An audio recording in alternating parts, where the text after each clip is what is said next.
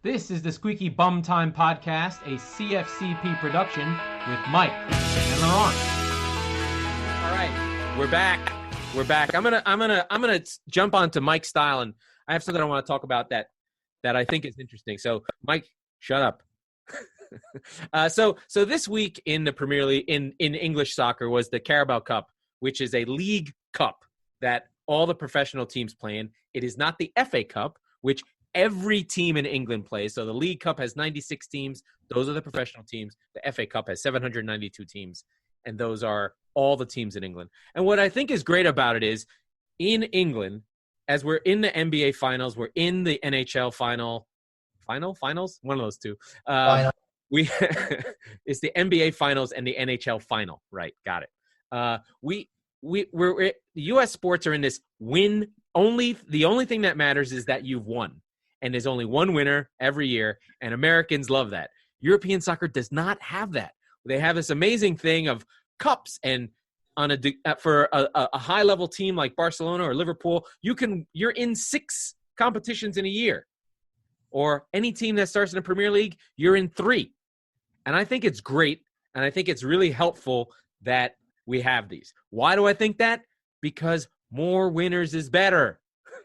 Our sports in the U.S. right now, we're all worried about, you shouldn't really worry about this, but we somehow get wrapped up in ratings as sports fans. Like, why the fuck do we give a shit about ratings? But our sports regular seasons are devalued. We're seeing it in the NBA. What just happened, a team that was great just got bounced. They had a good regular season. The Clippers got beat. No big deal. Happens in hockey, I'm sure, constantly. Like I'm betting, I don't know the stats right here, but I'm betting the President's Cup, which is the best regular season team in hockey. Lost in the first round. Right. Lost in the first round. We should celebrate those teams. We should give more teams chances to win.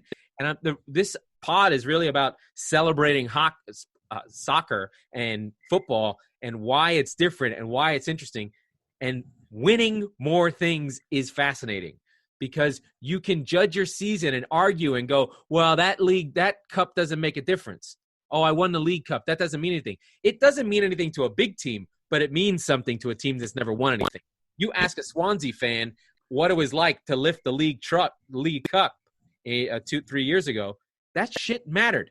Tottenham, if you guys won the League Cup, I don't care.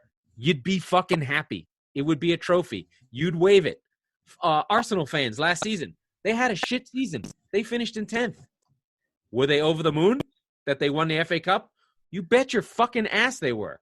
And with this sort of style of you only win once and we only have one champion, and if you don't win anything, you don't count, I think it's bullshit, and I don't like it. And I think about a player like Stevie G, right? Steven Gerrard famously won everything there was to win except one trophy. But he's still considered a winner. He's not considered a loser who never won anything. He won League Cups. He won an FA Cup. He won 2 Champions Leagues. He just never won the league, right? So he wouldn't be in like someone like Charles Barkley or Dan Marino, who never won respectively never won their league. But had our sports had those things, I'm hearing some weird shit. Maybe they would have won a trophy of some kind. So these are the sort of little things about soccer that I think are interesting, and they have these little sinews of differences. Like, it's not just about the playoffs and winning. There's other things to do. There's how you play. There's what you win. There's how you win it. There's when you win it. There's what level you should be and what level you are and where you are in the pyramid of growth for your team, right? An FA Cup for Manchester City is not the same as the FA Cup for Tottenham. Winning the League Cup for Swansea is not the same as the League Cup for Manchester United. Winning the Europa League doesn't mean shit if you're someone who wanted to win the Champions League, but it means a fuck ton for Sevilla, who's won it 5 times. So these are the interesting things that I think about with soccer, and we'll transition into the week's preview. But I thought it's an interesting way to think about it. And Mike, I wonder if you want to jump in and throw some of your shade on my thoughts. I do, and I think largely the point I agree with, right? Over the way that you look at the entire 96 and 790, however many teams, I agree. I think it's really, really compelling and interesting that There's different storylines and narratives. I mean, look at the 2019 Tottenham season. The Premier League form was going cratering, and they were going to the Champions League final. They had literally a Jekyll and Hyde season, and then they fired the manager. It's not important. But the point is that they are continuing in different parallel directions, right? So it is really, really compelling in a number of different ways. With that said, we are in a streak right now, and I look at it through the prism, as you mentioned. Tottenham won the League Cup in 2008. It's the last trophy they've won. It's ridiculous. I don't count the League Cup as a real trophy. The fans over there would absolutely smack the shit out of me. They do. The real cup that they won was 1991, the FA Cup. They haven't won the league, the Premier League, I should say, since 1961. Yeah, it's been a while, right? So I should absolutely cling like grim death to any silverware I can get. And yet we are stuck within a period starting today where they played Plovdiv in Bulgaria because of the fucking Europa League. Get out of town. They have to play, starting today, they have to play 9 games in 21 days. That includes 2 or 3 Europa League games, 2 or 3 Carabao Cup games, which is the League Cup for the uninitiated. It's bullshit. Now, I understand and I agree. But the way that it looks, like you said, it's different for a City or a Tottenham than it is for a Crystal Palace. I totally understand that. But Tottenham fans, and even City fans to a lesser degree, like, they still want it, which means it's a tournament of our backups and your stars, and we're counting it the same. That's where the idea breaks for me, because in the context of all these games, now you're going to face a higher injury risk. You're going to face probably dropped form in other more important games and more important competitions. So I'll shut up now, but I think that it's I think that that's kind of where my gripe stands with all of the different tournaments. It all depends on where the club is, right? Like Aston Villa fans are over the moon that they stayed in a league and got to the final, right?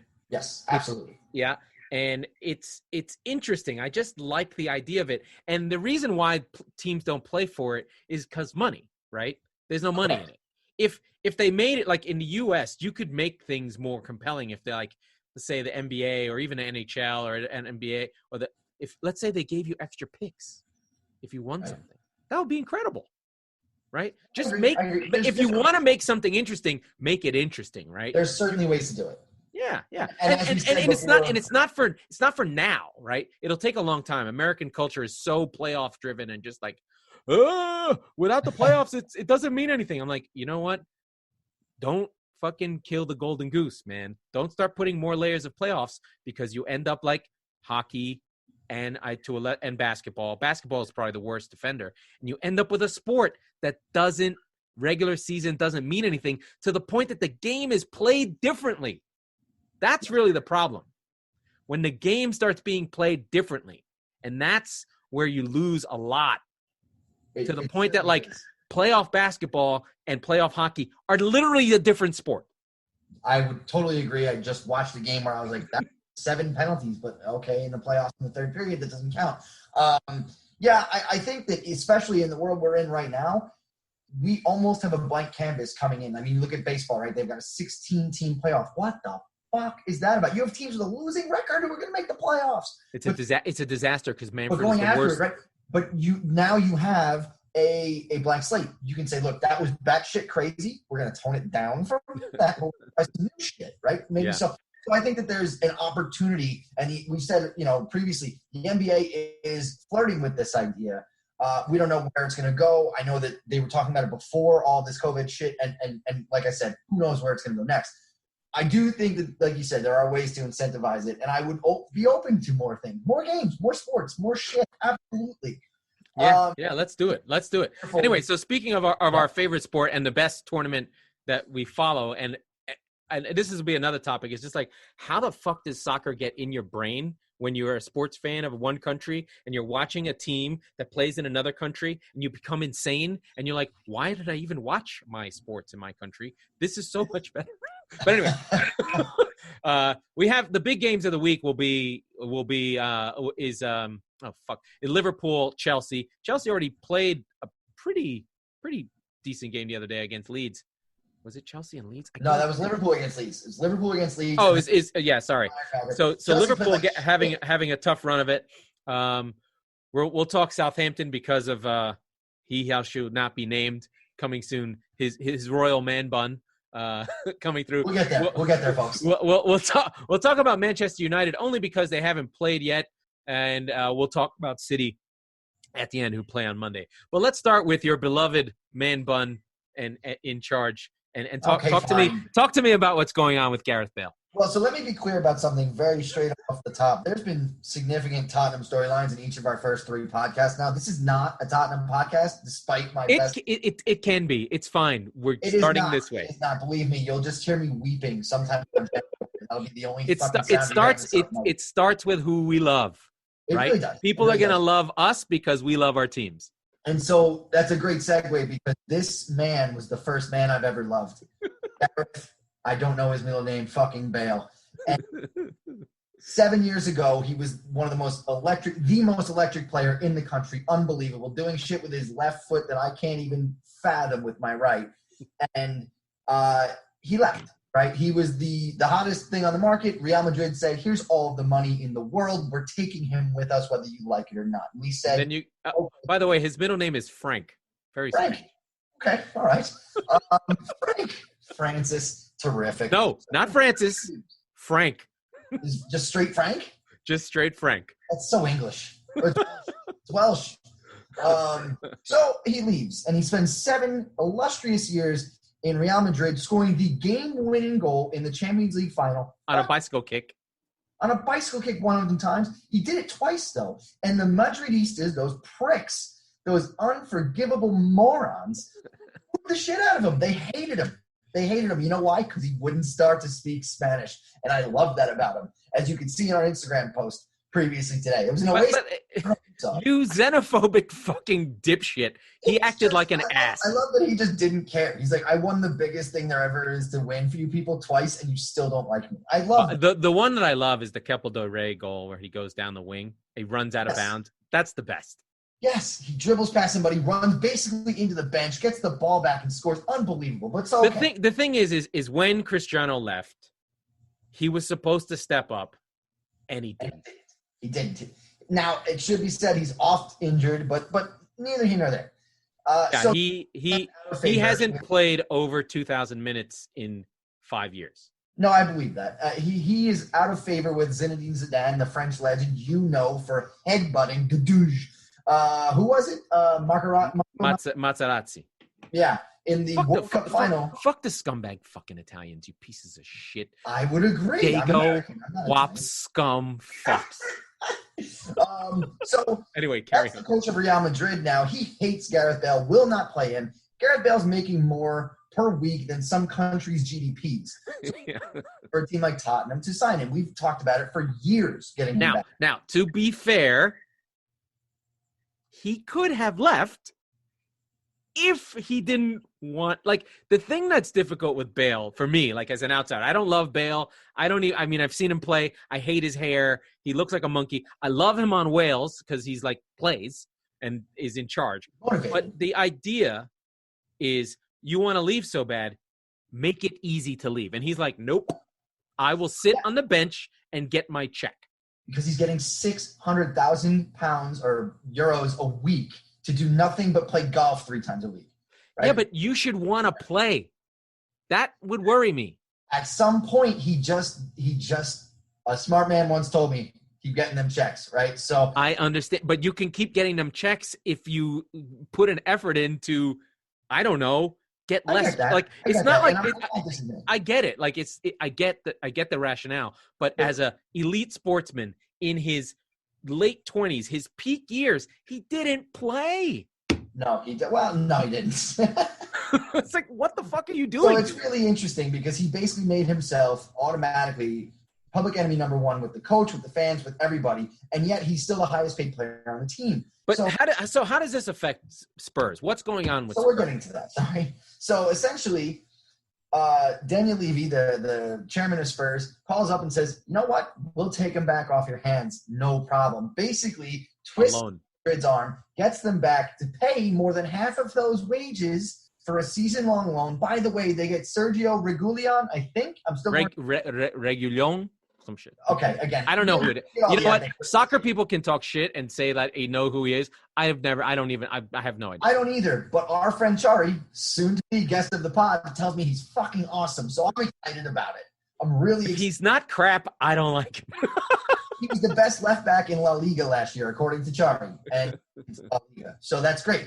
But so you get this coup of two Real Madrid somewhat stars. You bring Gareth Bale back into Tottenham. Now you're going to put him on the right wing. You've got Son on the left, Kane up front, and Bale on the right. And he's a lefty, so he's coming in on the inside. This opens up the entire field. It makes Son and Kane significantly more dangerous. Now, again, I mentioned it earlier. The big caveat is he has to stay on the field. It's going to be very difficult for him to do that. He's obviously had a significant amount of injuries. But if here's the other problem. Tottenham still doesn't have a midfielder, and they're playing with fucking Mourinho. They still Lo Celso and Ndombele there with, you know what, just go. Højbjerg's got it in the back. Højbjerg. Still working on that pronunciation too. Højbjerg. Yeah.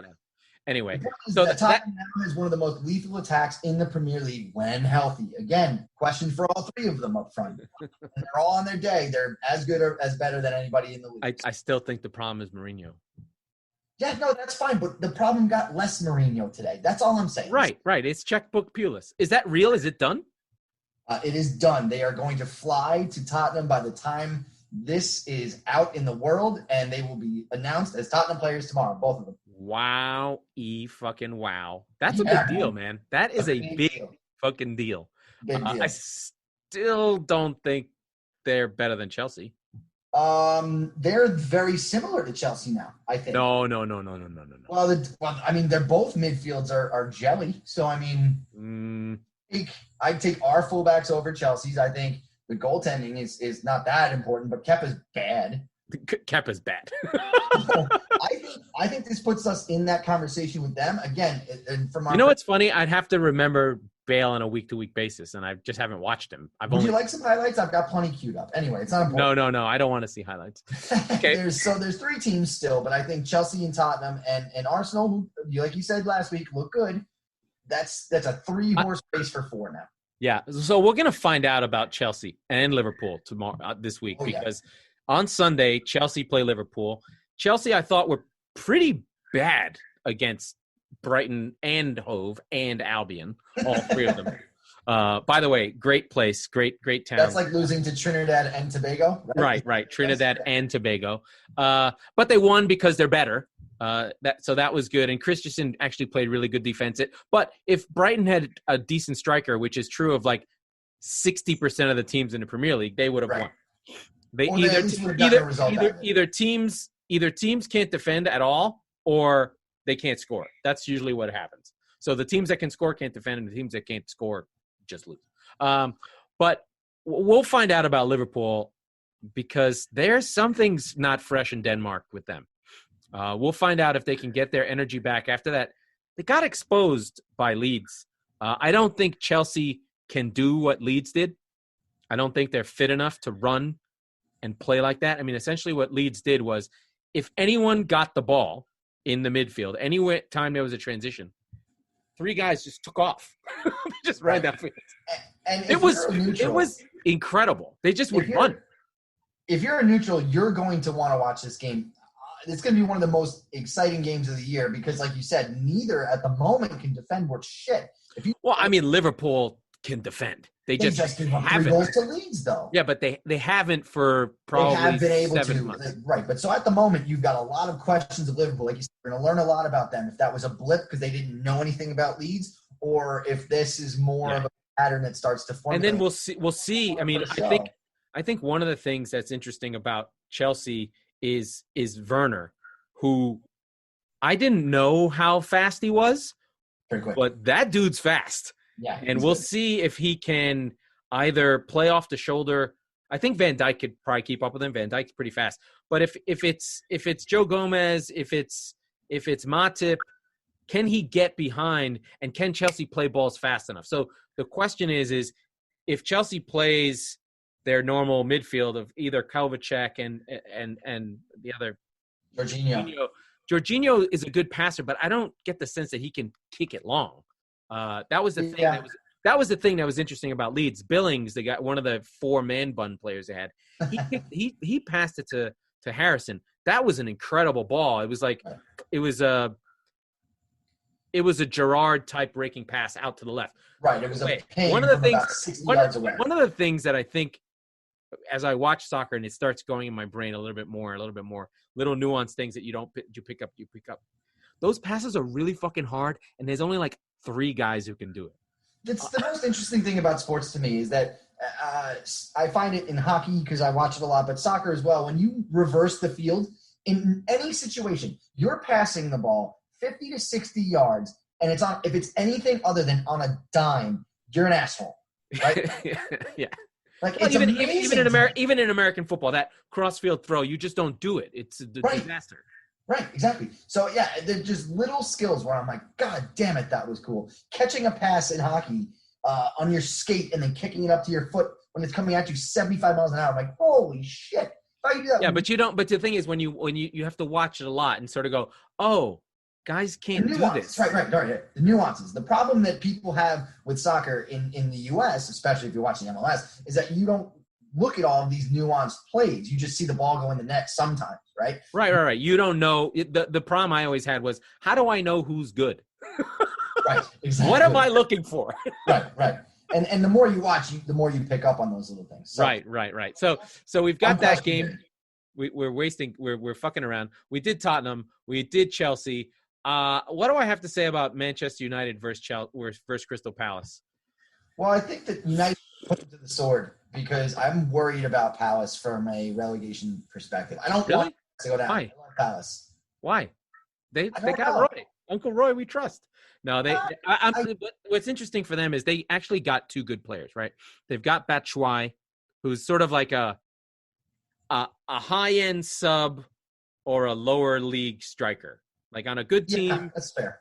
Right? He's kind of like not quite really good. If he got a run in a team every week in and week out, he'd score 10 to 15 goals. Yep, right? Sure. Right? But we don't know if his best is, can he get to become a 20 guy? But some weird things happen. You have a lucky year, you could score 20 goals, right? Christian Benteke, who's still on Crystal Palace, had a year like that many years ago. And then they have a young guy, another tricky young black English kid, Eze, who's almost like the mirror image of Zaha, where it's like, well, Zaha's going to be like, get out of here. So we'll see how that goes. And then United, every time I hate them, they end up playing really well. Like, they're good, man. They got good dudes.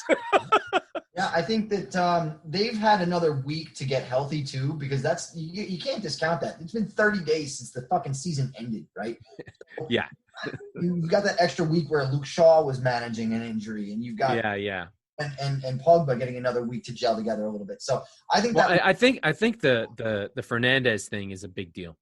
It seems to me that individual player, he has a level of control over his team and a credibility. Like, they just react to him. I think one of the things we don't really think about too often in sport, and it's actually when we talk about City, I'll talk about it. He's got that sinew of connecting people. They like him.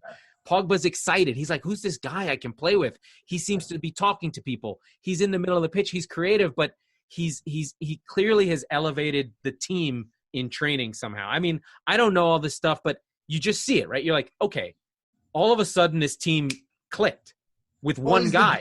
He's the glue to put all the pieces together. But it's more than just that. There's a leadership quality that he has that's just like, oh, this is a guy. He showed up and started doing things nobody else in the field was doing in training, and everybody went, holy shit. The guy's, what, eight goals, 7 assists in 15 games? That's not normal. Yeah, something like that. So, yeah. Now, he did run out of gas. They ran out of gas in the last 4 games, but and it should be said, many of those goals were penalties? At least half of them, but you earn them, right? You earn them, sure. Yeah. So I mean, he's certainly an exciting player. Again, if you're a neutral, what time is that game on? That is the early game. No, that's the second game.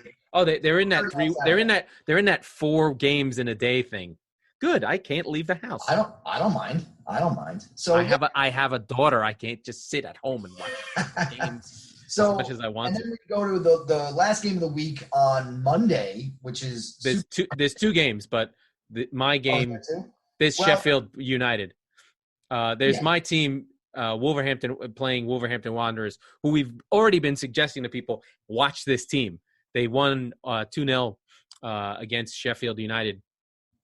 But my team lost twice to Wolverhampton Wanderers.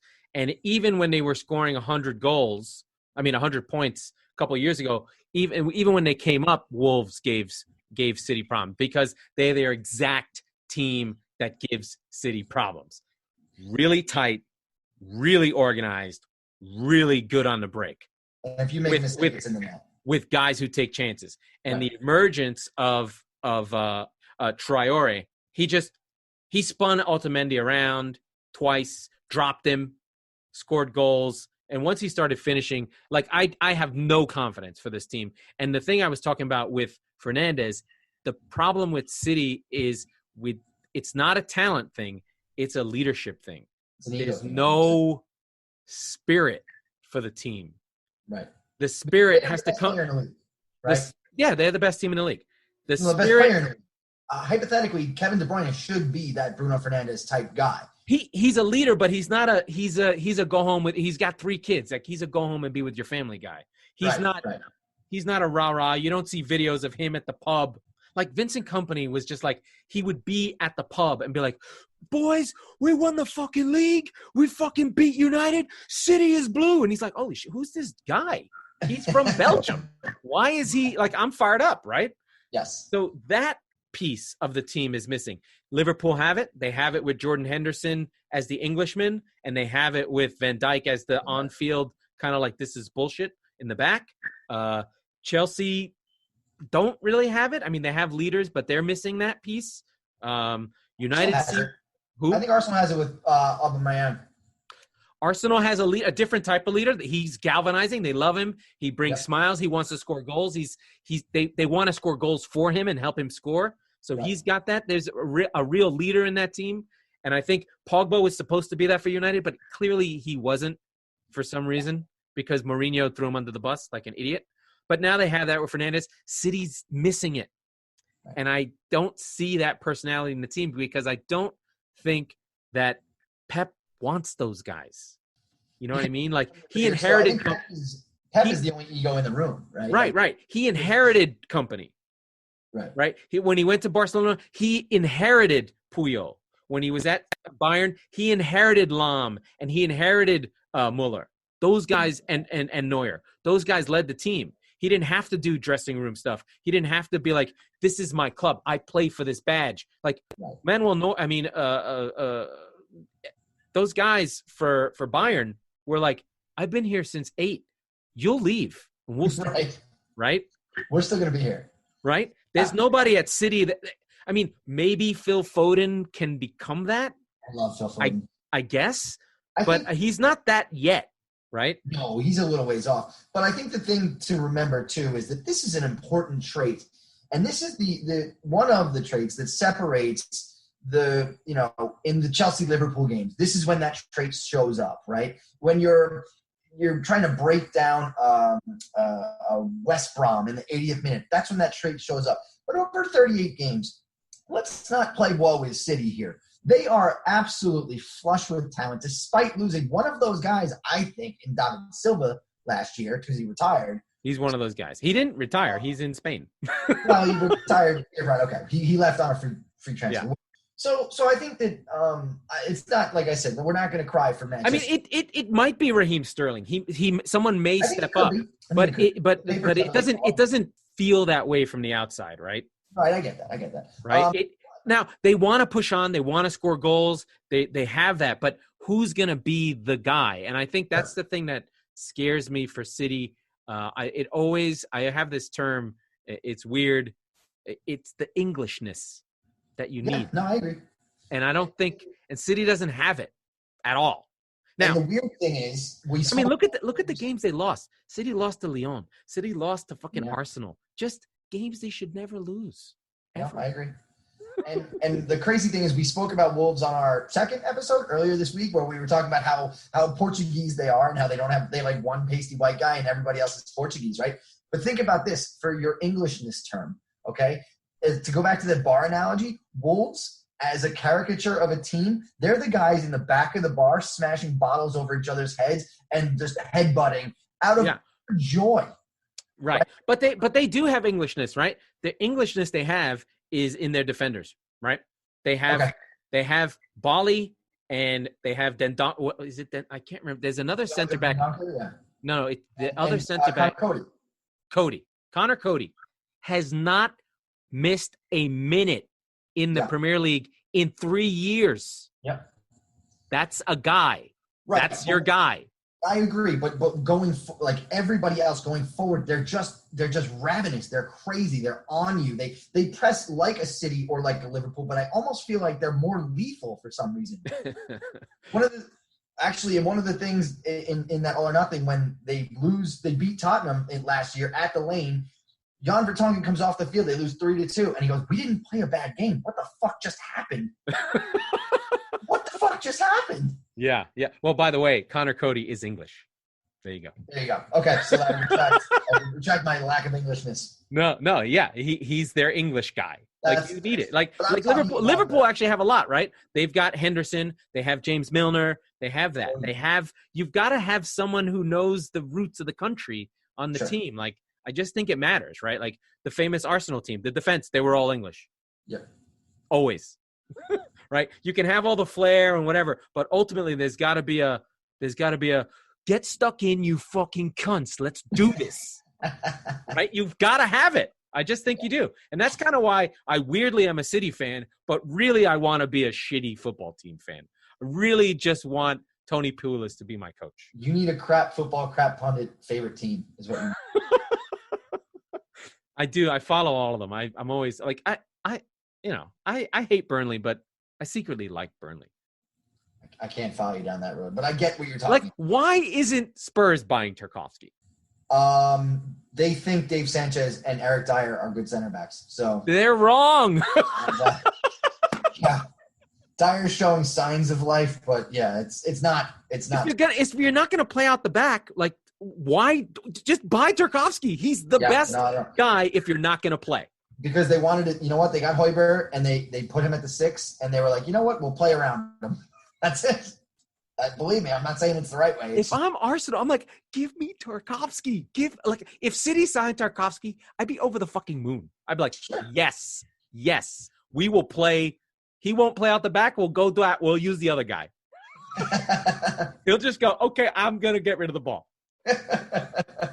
Or United. Can you imagine Maguire and Tarkowski together? Oh my God. The forehead space. They would just kill you. There's like cauliflower ears everywhere. They would have a Chevrolet logo on their foreheads. Yeah, I mean, that's the thing. Like, there's so much, we're talking like we know all these things. We're fucking amateurs, right? We're just in the first 10 years or 15 years of loving soccer, and we're learning and we're picking things up, and there's things that we like, and there's so much cultural weird stuff. And you don't even have to watch this league. You could watch La Liga, which don't do that. Watch 3 games a year. No. I mean, listen, I'm sure if you watch Sevilla versus Valencia, it's a good game, right? It's just different. It's just different. And we've identified the Premier League because of its grit more than anything as American-ness, and it's in English, which helps. Right, and the availability of it, right? It's all the games on TV. Right, unlike La Liga, which is still buried in some fucking hellhole. Or, for instance, right now, which is a shame, the Copa Libertadores, which is the Champions League of South America, is starting. It's really good. There's crazy goals being scored. But where do I watch it? Why isn't it in English? This is the thing I always have with, like, the Mexican leagues. I'm like, why isn't it on ESPN in English? It's the most watched league in the U.S. Yep. Certainly way better quality than MLS. Oh, way better. Yeah. But I know the reason for it, because it's not centrally it is not centrally negotiated. You sign teams. So Atlas, America, and whatever are the teams you buy the contract for, and you might only get the away games. It's fucking weird. Yeah, Anyway, no. the business of sport, also exciting. Mike, any closing thoughts? No, I'm looking forward to this weekend like a fool. I wake up tomorrow and my hero Gareth Bale will be donning our jersey again. I bought a jersey from the first year I was a Tottenham fan with his name on the back. It was pretty cheap on eBay actually, and so I'm feeling good, and I can't wait for Sunday for that feeling to go away. I will talk about Gareth Bale. Vale, the Madridistas do not like him because they say that he did not learn the Spanish language to be a Madridista. So when they say goodbye to him, they will say good luck and good riddance. That's actually very good. You sound like if Harry Kane was Spanish. Yeah, well, he may. That might be the next move. I am actually looking forward to a lot of games. We talk about Leeds playing Fulham. I'll probably be up for that. That'll be the game I wake up and watch, and I'll probably be able to squeeze in United versus Palace. And then I would be afraid of Southampton. That's a wounded animal. No, I am. Yeah. And then my team, I am known. I'm going to shout out Brian Alston, whatever the fuck that white dude's name is with the dog and who's a pain in the ass. He says that I hedge about everything, and I think my team is going to lose. It's because I really genuinely think my team is going to lose, even though they don't lose that often. However, to quote Mr. Rooney in Ferris Bueller's Day Off, City lost 9 times last year. 9 times. For a team that good to lose 9 times was painful. And so hopefully we won't lose this game and start the campaign well and get our points. But Wolverhampton Wanderers is a fucking baptism by fire. So look out for that. And we will speak to you on Monday. I think that ends well because nobody listens to the end. That was the Squeaky Bum Time Podcast with Mike Salerno and Laurent Cortines. This was a crap football, crap pundit production. We will return on Mondays and Thursdays for the Premier League season. We will talk about soccer and other things that interest us. Mike is crazy. Laurent is insane. That's why it works.